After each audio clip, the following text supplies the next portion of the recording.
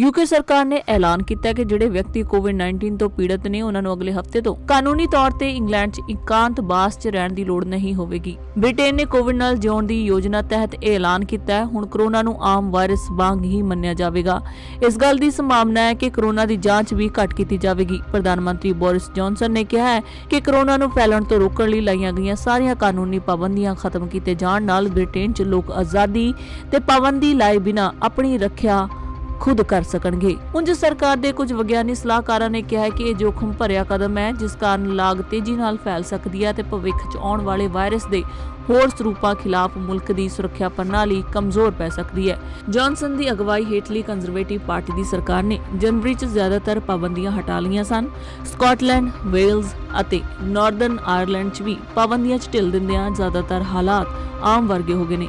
England ਦੇ ਹਸਪਤਾਲਾਂ ਨੂੰ ਛੱਡ ਕੇ ਹੋਰ ਥਾਵਾਂ ਤੇ ਮਾਸਕ ਲਾਜ਼ਮੀ ਦੀ ਸ਼ਰਤ ਪਹਿਲਾਂ ਹੀ ਖਤਮ ਕੀਤੀ ਜਾ ਚੁੱਕੀ ਹੈ।